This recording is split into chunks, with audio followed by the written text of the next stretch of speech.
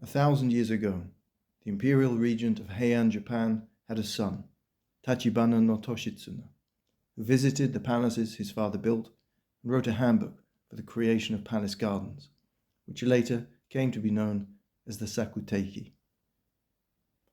Even older than this was the handbook compiled by the Buddhist priest Zen, a text usually known as the Illustrations. Both works prioritize the setting of stones as foremost in garden composition, along with trees and water, using observations from nature which are distilled into an aesthetic vision of oceans, mountains, and lakes. The 15th century saw the development of the dry garden, using gravel to represent water, commonly used in Zen temple complexes.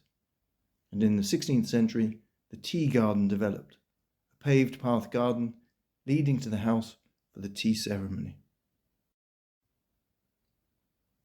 Hanging scroll paintings had an influence on garden design, with their sense of the creation of space in the landscape, and the illustrations and the Sakuteiki focus on the creation of a space to be viewed from a pavilion and explored through walking and boating. The works describe how water should be brought into the estate from the north and used to create ponds with islands before leaving the estate in the southwest, in accordance with the geomantic ideas of the guardian gods of the compass points and the forces of yin and yang. Waters from the blue dragon of the north wash evil off towards the white tiger in the south. The books describe in detail how to use stones to create different waterfall effects and changes in the flow of the river, and also in the creation of different geographical vignettes. Another layer of meaning in the garden is that of Buddhist symbolism, for example, using a group of 7 rocks to create the Isle of the Immortals, or a triad of 3 rocks, with a central rock representing the Buddha and the 2 smaller flanking rocks to represent bodhisattvas or saints. The dry garden, replacing water with gravel raked into wave patterns, was most commonly associated with Zen Buddhist temples or monasteries. Sometimes these were used as part of a larger Heian-style garden with real ponds elsewhere, and sometimes were the only type of garden.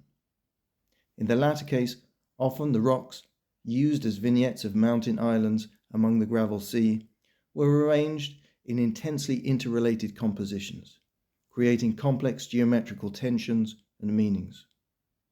The gravel in this garden has been raked into a checked pattern for the moon viewing festival.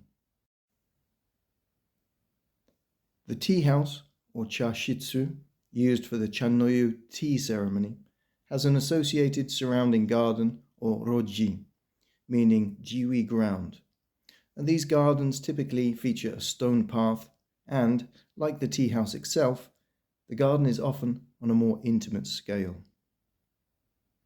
Entrance to the tea house was through a small hatch which required the removal of swords. This tea house, however, has had a panel removed to show the interior. Ostentation was avoided in the choice of evergreen plants, using moss, bamboo, ferns, and pine trees. Lanterns are a typical feature of the tea garden and are a feature which then became used in Japanese gardens in general. A tsukubai, or hand-wash basin of stone, for washing and purification is also essential, but should ideally be replenished by hand rather than a bamboo pipe.